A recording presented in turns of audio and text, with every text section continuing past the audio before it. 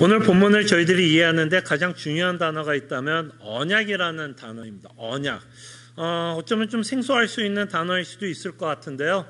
언약이라는 단어를 좀 쉽게 말을 하자면 그냥 우리식으로 얘기하자면 계약이라는 단어로도 좀 이해할 수 있을 것 같아요. 언약, 계약을 맺고 있다. 그래서 하나님은 지금 언약을 말씀하면서 하나님이 언약을 맺고 있는데 이 언약 또는 계약에는 계약을 맺고 있는 당사자들이 있죠. 여러분 계약 맺으면 혼자 계약하지는 않죠. 누군가 계약을 맺습니다. 그런 것과 같이 하나님이 언약을 맺었다 그러면 하나님이 누군가와 계약 또는 대상이 있다는 것을 보게 됩니다.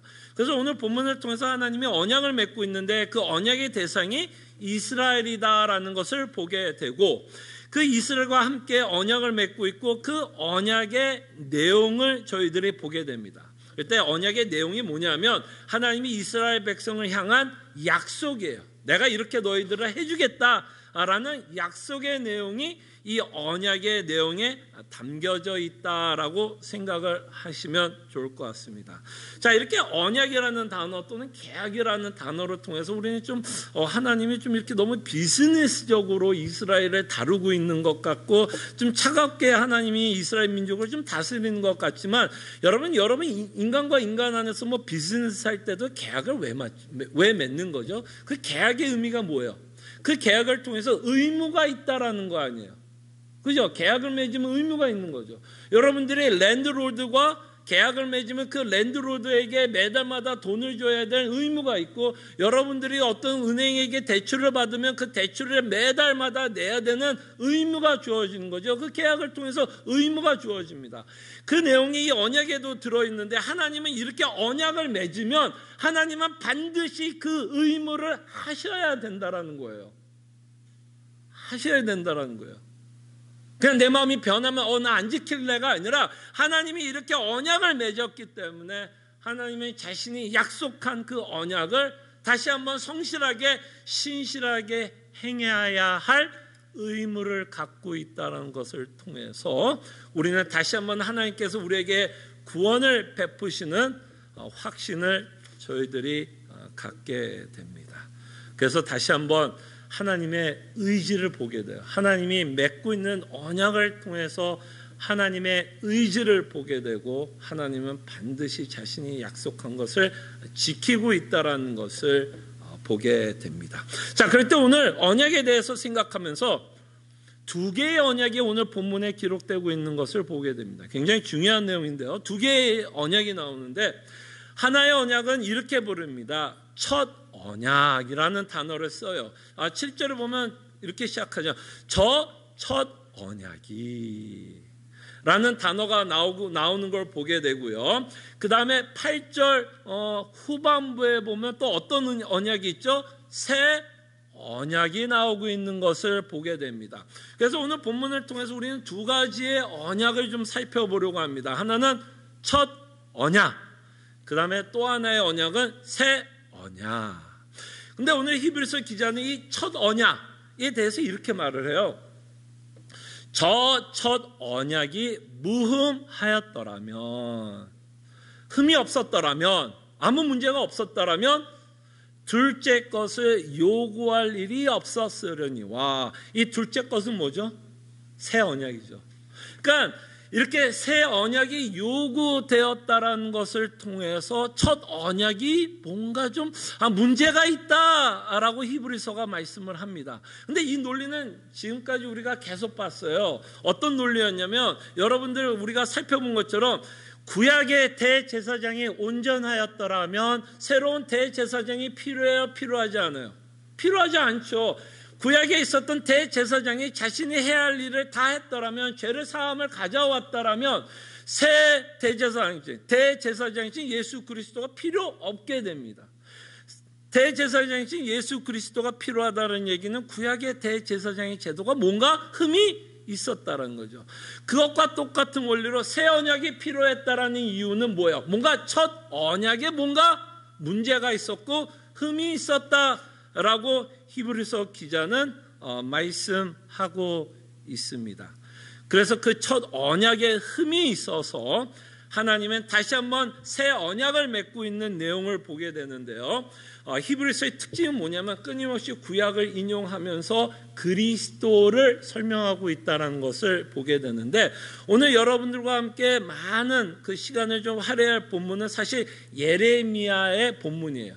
히브리서 기자는 예레미야의 본문을 인용하면서 다시 한번 새 언약을 맺고 있는 예수 그리스도를 저희들에게 보여주려고 하고 있습니다. 자, 그러면 일단 우리가 이걸 이해하기 위해서 첫 언약이 뭔지를 좀 생각을 해볼게요. 첫 언약이 뭐고, 이 첫 언약이 언제 맺어졌는지를 저희들이 좀 생각해 봤으면 합니다. 첫 언약이 뭐고 언제 맺어졌는지를 볼게요. 자, 9절에 보면 이 첫 언약이 언제 맺어졌는지를 저희들이 알 수 있어요. 자, 9절 한번 볼게요. 이게 예레미야를 인용하고 있는 9절입니다. 자, 9절에 보면 또 주께서 이르기를, 이 언약은 바로 8절 앞에 있는 새 언약이에요. 새 언약은, 자, 이제 보세요. 내가 그들의 열죄의 손을 잡고 애굽 땅에서 인도하여 내던 날에 그들과 맺은 언약과 같지 않다. 그래서 이 새 언약은 뭐하고 비교하냐면 애굽에서 맺은 언약과 다르다라고 이야기하는 거죠. 그러면 지금 애굽에서 언약을 맺고 있는 그 언약이 지금 히브리서가 말씀하고 있는 첫 언약이 되고 있다는 것을 보게 됩니다. Understand? 어렵지 않죠? 그래서 첫 언약이 언제 맺어졌어요? 애굽. 그러니까 언제예요? 출애굽기 때라는 것을 우리는 쉽게 알 수 있습니다. 그래서 첫 언약은 언제를 지금 말하고 있냐면 출애굽기를 통해서 맺은 언약이다라는 것을 저희들이 보게 됩니다. 그러면서 이 출애굽기를 통해서 하나님이 이스라엘 백성에게 맺었던 언약의 약속 내용은 10절 후반부에 보면 이런 구절이 있게 돼요. 이제 10절이 굉장히 중요해요. 10절은 이따가도 저희가 조금 더 살펴볼 건데, 10절 맨 마지막에 뭐라고 하나님이 이스라엘 백성에게 약속하냐면 나는 그들에게 하나님이 되고 그들은 내 백성이 되리라 라는 그 약속을 하나님이 언제 맺어요? 출애굽하고 있는 이스라엘 백성에게 약속을 합니다. 그래서 여러분, 이 약속이 어떤 식으로 나오면, 여러분 혹시 그 바로와 모세가 막 전쟁을 하면서 10가지 재앙 이야기 여러분 기억나세요? 그 기록을 보면 하나님이 끊임없이 모세에게 바로에게 전하라는 내용 중에 하나면 내 백성이라는 단어를 계속 반복하고 있는 거 알아? 내 백성을 뭐 하라고요? 내줘라. 내 백성을 계속 놔줘라. 내 백성을 계속해서 놔줘라는 것이 모세가 바로에게 끊임없이 말씀했던 내용이에요. 바로 그 내용이 십재앙에서 하나님이 이스라엘 백성을 구해내고 해방을 시키기 위해서도 이스라엘 백성이 내 백성이라는 내용을 우리는 보게 됩니다. 그러나 레위 같은 경우에 봐도 명확하게 하나님이 이스라엘 백성을 향해서 나는 너의 하나님이 되고 너는 나의 백성이 되겠다라는 약속을 합니다. 그래서 하나님과 이스라엘의 관계를 설명을 해요. 근데 오늘 히브리서 기자가 좀 기록하지 않는 짤막한 구절이 있는데, 그 구절을 통해서 나는 그들에게 하나님이 되고 그들은 내게 백성이 된다라는 의미를 조금 더 이해할 수 있는 구절이 있습니다. 자, 이제 예레미야로 갈게요. 예레미야 31절 32절에 보면 히브리서 기자는 이 부분을 조금 빼먹었어요.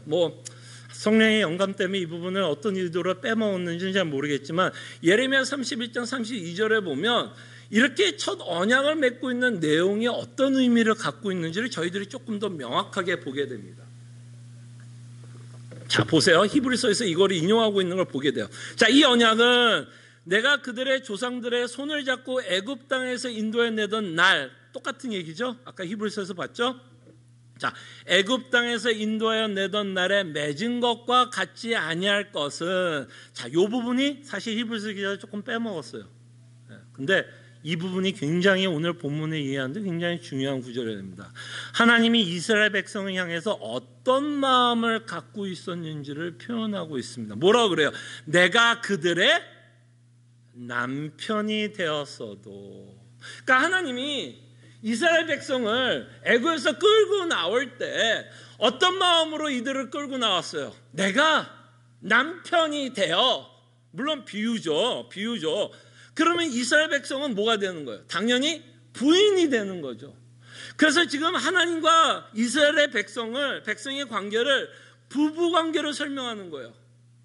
나는 너의 하나님이고 너는 내 백성이라고 하는 이 언약 안에는 어떤 내용이 들어있냐면 결혼의 언약이 들어가 있는 내용입니다. 나는 너의 남편이 되고 너는 나를 부인, 나는 너를 말이 헷갈리네. 그러니까 이스라엘 백성이 무슨 말인지 알겠죠? 이스라엘이 부인이 되고 하나님이 남편이 됩니다. 그랬을 때 하나님이 이스라엘 백성에게 요구했던 것이 있다면 뭐를 요구했을까요, 여러분? 하나님이 남편이 되고 너희들은 나의 부인이 된다. 또는 내가 너의 하나님이 되고 너는 나의 백성이 된다 그러면 사실 이 약속의 내용에서 하나님이 이스라엘에게 요구했던 마음이 있다면 뭐를 요구했을까요? 부인과 남편의 관계 뭐예요? 서로 사랑하는 관계를 요구한 거죠. 하나님이 이렇게 이스라엘 백성과 언약을 맺는 내용 안에는 사실은 하나님이 이스라엘 백성을 얼마나 사랑하고 있는지, 그리고 그런 사랑의 관계를 남편이라는 것으로 표현을 해서 말씀합니다. 그러니까 하나님이 이스라엘 백성을 너무 사랑했기 때문에 애굽에서 뭐 하시는 거예요? 구원하고 있다는 것도 저희들이 보게 됩니다. 자, 이것이 첫 언약이 갖고 있는 약속의 내용이에요. 나는 너를 너무 사랑하고 너희도 나만을 사랑했으면 참 좋겠다라는 것이 언약의 내용이에요. 자, 근데 히브리서 기자가 좀 시비를 겁니다. 뭐라고 시비를 거냐면 아까 말씀드렸죠. 첫 언약에 문제가 있어요, 없어요? 문제가 있었다고 얘기합니다. 자, 이제 7절에 다시 히브리서 8장 7절에 보면 저 첫 언약이 무음했더라면 둘째 것을 요구할 필요가 없었다. 그래서 8절에 뭐라 그러냐면 그들의 잘못을 지적하여 말씀하시되. 그래서 히브리서 기자는 뭐냐면 출애굽 때 첫 언약을 맺은 그 내용 때문에 이스라엘 민족이 계속해서 잘못하고 있는 것들이 지적되고 있다라고 말씀을 합니다. 무슨 말인지 알겠죠? 첫 언약 맺은 것 때문에, 그 첫 언약 때문에 이스라엘 민족이 계속해서 뭔가를 잘못하고 있었다라고 말씀을 하십니다. 근데 여러분, 이스라엘 민족은요 굉장히 일관성 있는 백성이에요. 여러분, 굉장히 일관성 있습니다. 얼마나 일관성 있는지 알아요? 이 사람들은 하나님께 얼마나 잘못했는지 굉장히 일관성 있게 하나님께 보여줬어요. 여러분, 이들이 몇 년을 잘못하면서 하나님 앞에 살았는지 알아요? 몇 년을 잘못했을 것 같아요. 자, 이 새 언약이 언제 맺어지냐면 예레미야 때 맺어졌다라고 그러죠. 그죠? 예레미야 때. 그 다음에 첫 언약이 언제 맺어져요? 모세 때. 그러면 지금 예레미야 시대에 새 언약을 맺고 있다면 언제부터 언제까지 이들이 계속해서 잘못했다라고 말씀하고 있어요. 애굽 때부터 언제까지? 예레미야 시대까지 이들을 한결같이 나에게 잘못했다라고 지금 하나님은 이스라엘 백성에게 말씀하고 있습니다. 그 연도가 대충 어떻게 되는지 한번 계산을 해봤어요. 많은 신학자들이 물론 이제 날짜는 이제 약간은 바뀔 수 있고 좀 다를 수 있는데요. 얼추 출애굽기가 한 BC 1500으로 잡습니다. 얼추예요. 인용하지 마세요. 목사님이 1500이라 했으니 1500. 얼추 1500. 그 다음에 예레미야 시대가 얼추 900년이라고 얘기합니다. 900 BC. 그럼 이들은 몇 년을 잘못했는지 알아요? 600년. BC 600년.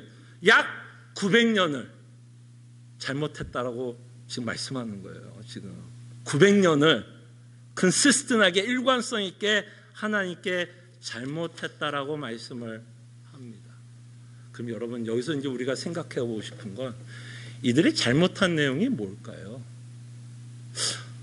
뭐를 잘못한 거를 지금 하나님이 꾸짖는 걸까요? 여러분, 하나님이 첫 언약을 통해서 이스라엘 백성에게 요구했던 게 뭐예요? 너는 내 백성이 되고 나는 너의 하나님이 되고 나는 남편이 되고 너는 내 부인이 되어 서로 뭐 하자라는 거예요? 서로 사랑하자. 서로 쌍방으로, 짝사랑이 아니라 쌍방으로 서로 사랑하자. 그럼 그들이 잘못한 것은 뭘까요? 그들이 잘못한 것은 하나님을 사랑하지 않았다라는 거예요. 사랑하지 않았다라는 거예요. 그래서 이스라엘의 역사를 끊임없이 보면 사실은 하나님을 사랑하기를 원하는 것이 하나님의 율법에 잘 녹아져 있죠. 여러분 십계명 제1계명이 하나님이 이스라엘에게 요구했던 게 뭐라고 생각해요? 다른 신들을 섬기지 마. 이게 긍정적으로 표현하면 사실은 뭘까요? 나만을 사랑해줘. 이거 아니에요 사실은. 그러나 이들은 끊임없이 출애굽하자마자 가나안에 들어가자마자 되게 웃겨요. 누구 섬겼는지 알아요? 잘 아는 바알이야. 풍요의 신을 섬겼어요. 이 풍요의 신으로 그들의 배가 배불러질까 봐 그들은 바알을 섬겼습니다. 그러니까 900년 동안 이들은 하나님을 사랑하지 않았고 그 900년 동안 하나님을 사랑하지 않는 모습이 어떤 모습으로 나와요? 다른 신들을 섬기면서 우상을 섬기면서 900년을 살았다라고 말씀을 합니다. 우리식으로 얘기하면 모았다라고 표현하면 좋을까요, 여러분? 결혼관계에서 부인이 다른 남자를 사랑한다. 부부관계에서 남편이 다른 여자를 사랑한다. 이건 우리 뭐 했다고 표현하죠? 바람 피웠다라고 표현합니다. 지금 하나님이 이스라엘 백성을 잘못했다고 이야기하는 건 끊임없이 뭐 했다는 거예요? 바람 피웠어요. 영적인 간음을 행했고 이들은 끊임없이 하나님을 대적했고 하나님보다 다른 신들을 사랑하면서 살았다라는 거예요. 그래서 그 첫 언약 때문에 이스라엘의 죄가 뭐 하는 거야? 들통난다라고 표현할까? 들통나고 있다라고 말씀합니다. 여러분 결혼관계 안에서도 여러분 보통 힘들어지고 깨지는 경우가 어떤 경우죠? 뭐 많은 경우는 성격 차이라고 이야기합니다. 물론 뭐 성격 차이도 있겠지만 많은 경우가 뭐 얘기하기는 힘들 수 있어. 많은 경우가 이제 불륜들 문제 아니겠어요? 불륜이 일어나면 결혼이 깨진다 안 깨진다? 깨진다. 너무 당연하죠. 그랬기 때문에 하나님도 뭐 할까요? 이 부인인 이스라엘 백성에 대한 진노를 하게 될까요? 하지 않게 되나요? 바람을 피웠던 부인 당연히 진노합니다. 그래서 하나님이 뭐 했다라고 표현하면 이들을 돌보지 않겠다라고 말씀을 하십니다. 너무 당연한 거죠. 그죠? 그래서 그 돌보지 않는 모습이 예레미야의 상황을 여러분들이 기억을 하면 역사적인 상황을 여러분들이 기억하면 이스라엘에게 가장 치욕스러웠던 역사가 두 번이 있었는데 하나는 애굽의 종이었고 또 한 번은 이제 바벨론의 종이 되는 상황이 두 번의 치욕이 있습니다. 바로 지금 예레미야 때는 언제예요? 이제 바벨론에게 포로가 되는 치욕종의 일이 또다시 반복됩니다. 그때 우리는 다만 이걸 정치적으로 이해하는 게 아니죠. 바벨론이 강대국이었고 이스라엘이 약소국이었기 때문에 먹혔다, 포로가 되었다는 게 아니라 여기는 사실은 영적인 의미가 있는 거죠. 사실은 하나님의 심판이 들어가 있습니다. 그래서 여러분 예레미야는 두 권의 책을 썼어요. 하나는 이제 예레미야를 썼고요. 그다음에 여러분들이 굉장히 잘 아는 예레미야 애가라는 책이 있어요. 애가라는 말 잘 안 쓰죠. 우리 식으로 얘기하면 뭐예요? 슬픔이다라는 뜻이에요. 그러니까 예레미야의 슬픔. 그래서 예레미야가 어떻게 쓰여져? 슬프도소에서. 너무 슬픈 거야.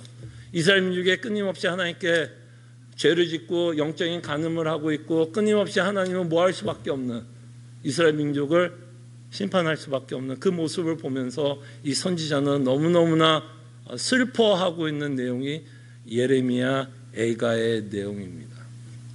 근데 여러분 이 언약이 왜 중요한지 아세요, 여러분? 하나님이 첫 언약 때 뭐를 맺었어요? 내가 너와 결혼하겠다라는 게 언약이라면 하나님이 이걸 지키셔야 될까요? 그냥 이 계약서를 찢어버릴 수 있을까요? 지키셔야 되죠. 자, 그럴 때 첫 언약이 무음했던 이유는 하나님이 무음한 게 아니라 이스라엘 백성이 흠이 있은 거죠. 이스라엘 백성이 뭐하지 못한 거야? 하나님께 충성하지 못했고 하나님을 사랑하지 못했던 거예요.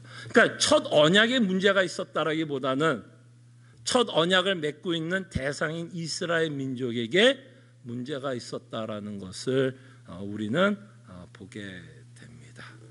그럴 때 하나님은 끊임없이 이스라엘 백성이 하나님을 뭐 하기를 원해요? 사랑하기를 원했고, 하나님도 끊임없이 이스라엘 백성을 사랑하는 가운데, 심판의 대상자가 아니라 사랑하는 가운데 끊임없는 교제를 가지기를 원했어요. 이게 바로 새 언약의 내용이에요. 이게 바로 새 언약의 내용이에요. 쌍방이 서로 사랑할 수 있는 관계를 갖게 하게끔 하는 것이 새 언약의 내용입니다. 자, 10절을 이제 볼게요. 자, 10절에 이제 새 언약의 내용이 기록되어 있죠. 새 언약이 이렇게 말씀합니다. 또 주께서 이르시되 그날 후에, 자, 여기서 말하는 그날 후는 우리가 신약 시대에 살고 있으니까 누구? 예수 그리스도 후라고 생각하시면 돼요. 또 주께서 이르시되 그날 후에 내가 이스라엘 집과 맺을 언약은 이것이니, 예수 그리스도로 말미암아서 맺어지는 언약이 있을 건데 이것이 새 언약이라고 지금 예레미야를 통해서 말씀하는데요. 이 언약의 내용이 이렇습니다. 내 법을 그들의 생각에 두고, 이제 이거 중요해요. 내 법을 그들의 생각에 두고 그들의 마음에 뭐를 두겠다라고 말씀해요. 나는 그들의 하나님이 되고 그들은 내게 백성이 되겠다라는 약속을 하십니다. 이 약속은 첫 언약에도 있었죠. 근데 다시 한번 반복이 되는데 이 언약을 쓰고 있는 종이가 달라요. 첫 번째 언약은 어디에 기록하냐면 돌판에다 기록을 하는데, 두 번째 똑같은 내용인데 그 똑같은 내용을 어디다 새겨요? 사람 마음판에 새기겠다라고 말씀을 합니다. 내용은 똑같은데 마음판이, 그 쓰고 있는 종이가 틀려요. 하나는 돌판이었고 하나는 마음이에요. 자, 그럼 이제 여기서 우리가 생각해 봐야 되죠. 하나님이 뭐라고 약속을 하냐면 새 언약을 통해서 내 법을, 율법을 사람 생각에 집어넣겠대요. 이게 무슨 말일까요, 여러분? 무슨 말이에요? 법이라고 그러니까 뭐 구약을 뜻하는 것 같기도 하고, 율법, 구약, 오케이. 그럼 뭐 39권에 있는 그 뭐 창세기부터 말라기까지 전체의 구약을 내 머릿속에다 집어넣겠다라는 얘기인가? 근데 여러분 어때요? 36권 다 외우세요? 창세기 1장부터 말라기 끝까지 다 외우세요? 뭔가 하나님 말씀하고 있는 이 법을 우리 생각에 집어넣겠다, 새기겠다라는 말이 39권을 다 집어넣겠다는 얘기는 아닐 것 같아요. 그럼 도대체 이 법을 우리 생각에 집어넣고 그 마음에, 하나님이 마음에 우리에게 집어넣는다라는 이 말을 우리가 좀 이해하기 위해서 율법사와 예수님과의 대화를 저희들이 이해를 하면, 이 법을 우리의 생각 가운데 집어넣고 하나님의 약속이 우리 마음판에 새겨진다라는 말을 이해할 수 있을 것 같습니다. 많은 사람들이 예수님에게 시비를 걸었어요. 그 중에 한 부류가 있었는데 그들을 율법사라고 불렀습니다. 그 안에 뭐 바리새인들도 있었겠죠. 율법사들이 예수님에게 찾아갑니다. 그러면서 우리가 굉장히 잘 아는 질문을 하나 하게 됩니다. 예수님에게 질문을 하는데 뭐라고 질문하냐면, 최고의 계명이 무엇입니까? 최고의 율법이 무엇입니까? 예수님이 대답하는 것이 결국 뭐예요? 율법을 다 요약하고 있는 내용이라고 생각할 수 있겠죠.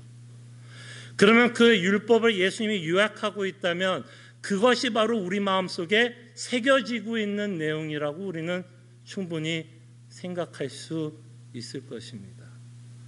그때 예수님이 그 율법사들에게 최고의 율법이 무엇입니까? 라고 물어봤을 때 뭐라고 대답했죠? 내 마음을 다하고 목숨을 다하고 뜻을 다하여 주 너의 하나님을 사랑하라 하셨습니다. 그러니까 율법이 우리에게 요구하는, 구약의 전체의 스토리를 한 장의 문장으로 요약한다면 하나님을 사랑하라는 것이 율법이었고, 첫 언약에서 하나님이 이스라엘 백성에게 요구했던 것도 결국 뭐예요?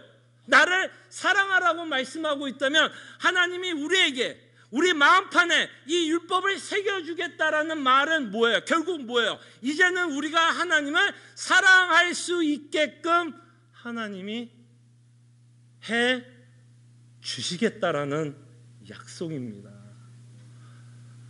여러분들이 지금 하나님을 사랑하고 예수 그리스도의 복음을 사랑하고 있다면 어떤 언약에 의해서 이 일이 가능하게 되었냐면 바로 이 새 언약 때문에 가능하게 됩니다. 우리의 간팍한 마음, 우리가 그토록 하나님을 멀리했고 끊임없이 우상을 섬기려고 하는 우리 마음속에 하나님이 이 약속을 하고 있기 때문에 지금 여러분들이 하나님을 믿는 것이고 여러분들이 지금 하나님을 사랑하고 있게 됩니다. 그 일을 하기 위해서 하나님이 여러분들에게 또 하나의 선물을 주신다고 말씀을 하십니다. 히브리서를 읽어보시면 여러분 최고의 주인공은 예수 그리스도라는 것을 보게 돼요. 근데 여러분들이 예수 그리스도를 믿기 위해서는 예수 그리스도만이 필요하지는 않습니다. 여러분들이 예수 그리스도를 믿기 위해서 또 한 분의 도우심이 필요해요. 그분이 성령 하나님인데요. 에스겔서를 한번 보겠습니다. 하나님이 또 약속을 하나 해주십니다. 우리의 마음이 간팍해지지 않고 부드러워서 하나님을 사랑할 수 있도록 하나님이 약속을 하십니다. 에스겔서 36, 26, 27입니다. 새 언약과 같은 내용이라고 볼 수 있을 것 같아요. 26절에 보면 또 새 영을 너희 속에 두고, 그죠? 법을 이제 우리 속에 이제 새기겠다라는 얘기예요. 또 새 영을 너희 속에 두고 새 마음, 무슨 마음? 하나님을 사랑할 수 있는 마음, 그죠? 새 마음을 너에게 주되 너희 육신에서 굳은 마음을 제거하고 사랑을 하나님을 대적하는 마음을 뭐 한다고요? 제거하고 부드러운 마음을 줄 것이며 27절에 이제 누가 등장하는지 보세요. 또 내 영을 너희 속에 두어 너희로 내 율례를 행하게 하리라. 너희가 내 규례를 지켜 행할지니라. 예레미야에서 하나님께서 약속한 것은 법을 우리에게 새겨줄 것을 말씀하고 있다면 에스겔에서 말씀하고 있는 새 언약의 내용은 뭐야? 내 율례를 행하게 될 것이다. 내 규례를 지켜 행할 것이다. 그럼 여기서 말하는 율례를 지킨다, 율례를 행한다라는 의미는 다만 우리가 행위로서 예수 그리스도를 믿고 하는 행위가 아니라 예수 그리스도께서 율법의 최고의 법을 하나님을 사랑하는 것으로 우리가 정의할 수 있다면 율례를 행하고 규례를 지키는 모습은 어떤 모습일까요? 하나님을 사랑하는 모습으로 나타난다는 거죠. Understand? 규례를 지킨다라는 게 순종의 의미를 먼저 생각하지 마시고 이 규례를 지킨다라는 의미가 하나님을 사랑한다라는 의미로 먼저 우리는 이해할 수 있습니다. 그럴 때 그 일이 있기 위해서 하나님이 약속하고 있는 게 있죠. 27절에 보면 또 내 영, 하나님의 영. 우리는 신약에 살고 있기 때문에 이 영이 누군지 알게 되죠. 성령 하나님을 우리에게 약속하고 있는 구절입니다.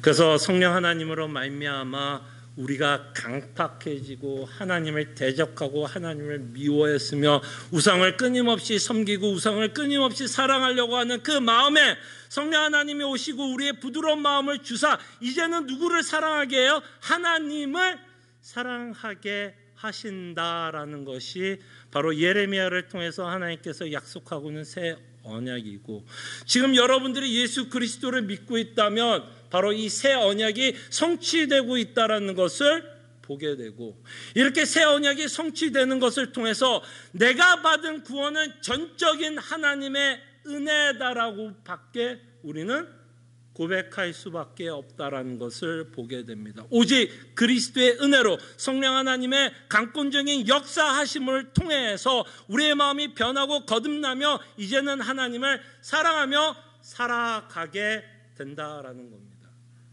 그래서 여러분들이 이 자리에 나와서 하나님께 예배하고 있다, 이 자리에 나와서 하나님을 사랑하고 있다면 바로 예레미야에서 하나님께서 약속하고 있는 그 새 언약이 지금 뭐하고 있는 걸 보는 거예요. 성취되고 있는 것을 보시는 거예요. 하나님이 계획하고 있는 그 일이 지금 이루어지고 있다는 것을 보게 됩니다. 근데 이 새 언약에는요, 하나님이 한 가지를 또 약속을 해요. 굉장히 중요한 약속을 합니다. 이제는 새 언약을 통해서 우리가 하나님을 사랑하게 되는데 또 하나의 약속을 합니다. 뭐라고 하나님이 약속을 하냐면 다시는 너의 죄를 기억하지 않겠다라는 약속을 합니다. 왜 이 약속을 하신지 아세요? 여러분 어떠세요? 여러분 하나님 사랑하시죠? 하나님 사랑하시죠? 그러나 우리가 하나님만을 사랑하나요? 하나님만을 사랑한다면 여기서 자신 있게 대답할 사람은 없을 겁니다. 하나님을 사랑하십니까? 라고 물어본다면 네, 하나님을 사랑한다라고는 고백할 수 있으나 하나님만을 사랑한다라고 물어보면 여기 계신 분들 중에 누구도 자유롭게 네, 하나님만을 사랑한다라고 고백할 수 있는 사람은 한 사람도 없습니다. 여전히 우리는 하나님을 사랑하지만 여전히 우리는 우상이 좋습니다. 제가 아까 시편 42편을 통해서 우리가 갈급한 하나님만을 갈급하면서 살아야겠지만 우리는 여전히 세상을 갈급해하면서 살아갑니다. 이것이 예수를 안 믿는다라는 얘기가 아니에요.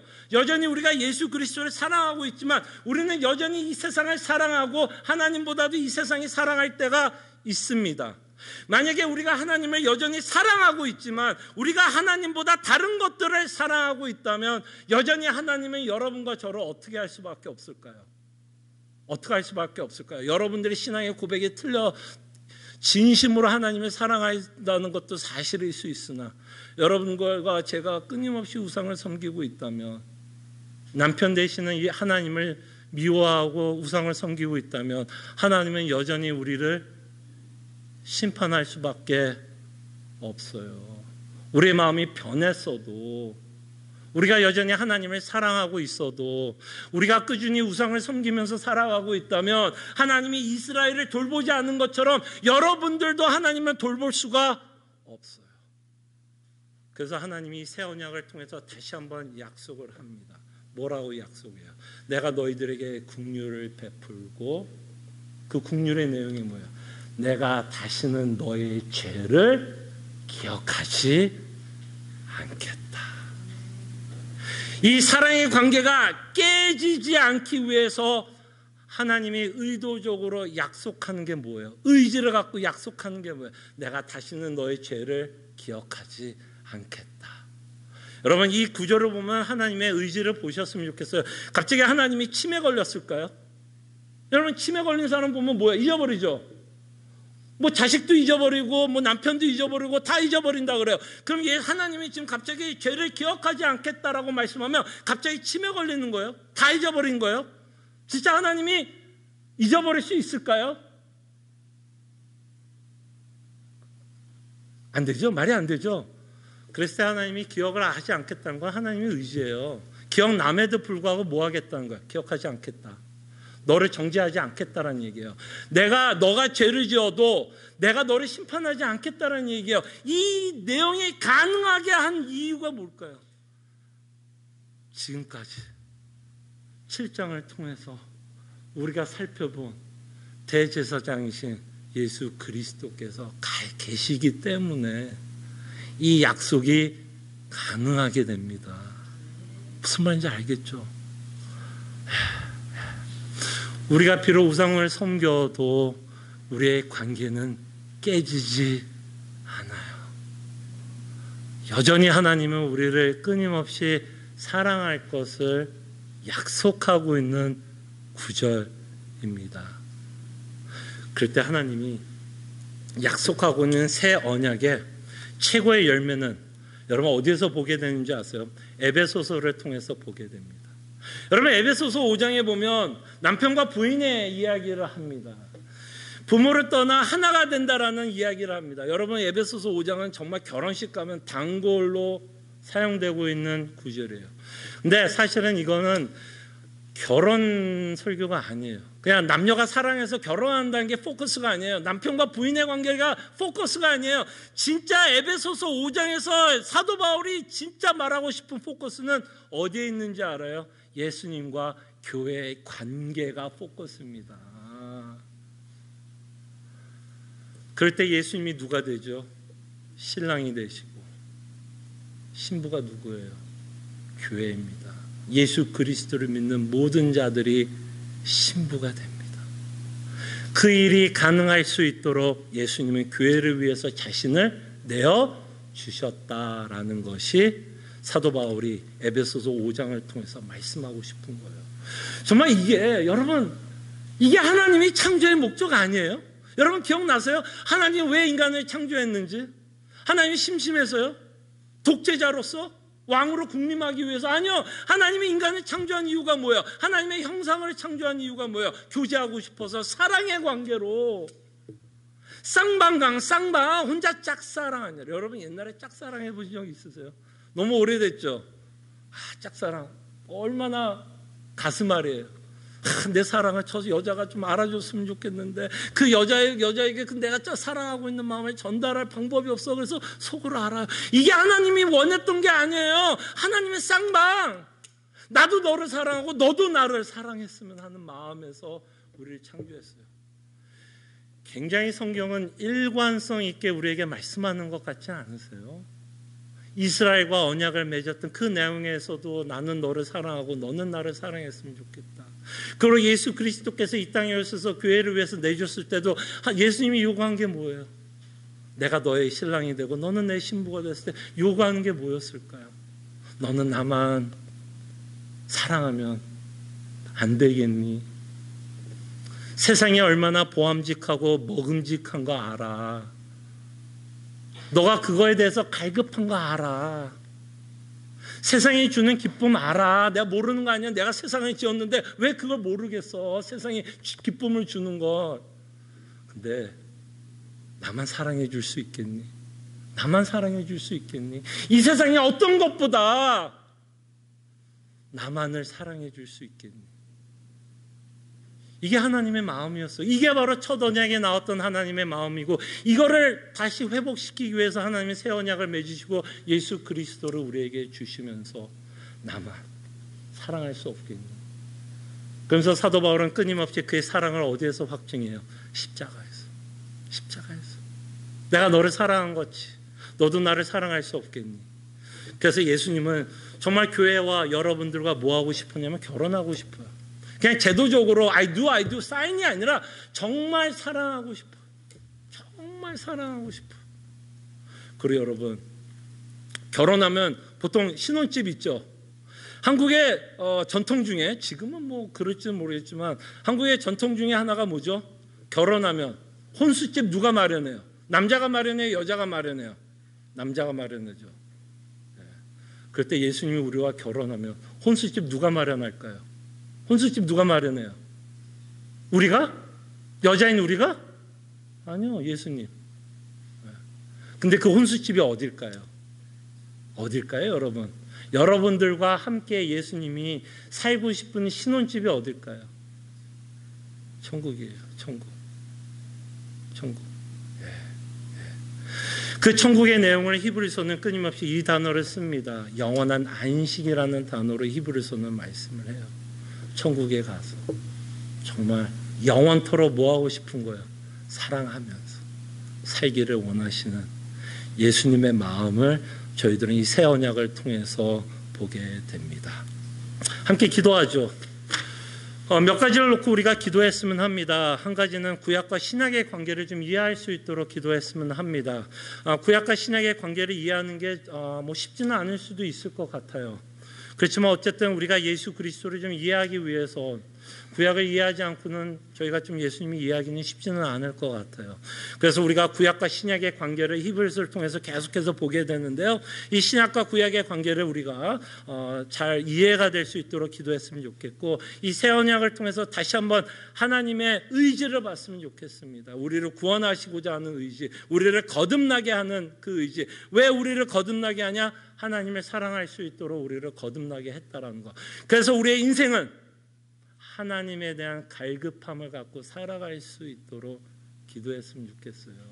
정말 하나님만을 사랑할 수 있도록 기도했으면 좋겠고, 나를 구원해 주신 이 하나님, 나를 구원한 이 예수 그리스도를 더 알아갈 수 있는 마음을 우리가 가질 수 있도록 우리가 함께 기도하며 하나님께 영광을 돌렸으면 합니다. 기도하죠.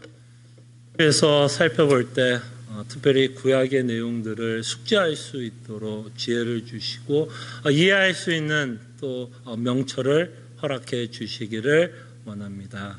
그리고 무엇보다도 이 새 언약을 통해서 하나님의 굳은 의지를 보게 하여 주시고 어떻게 하든 우리로 하나님을 사랑하게끔 하는 그 놀라운 섭리를 저희들로 깨닫게 하여 주실 때에 정말 모든 하나님께 영광을 돌리는 하나님의 백성들, 또 또한 예수 그리스도의 신부가 되게 하여 주시옵소서. 다시 한번 예수 그리스도와 영원히 살 신혼집을 소망하면서 비록 이 땅은 광야 같을 수 있고 사막 같을 수 있고 외로울 수 있고 혼란스러울 수도 있는 시대의 상황에 살아가지만 이 영원한 안식을 사모하며 살아갈 때 우리에게 큰 소망과 위로를 갖게 하여 주시옵소서. 감사하고 살아계신 예수 그리스도의 이름으로 기도합나이다.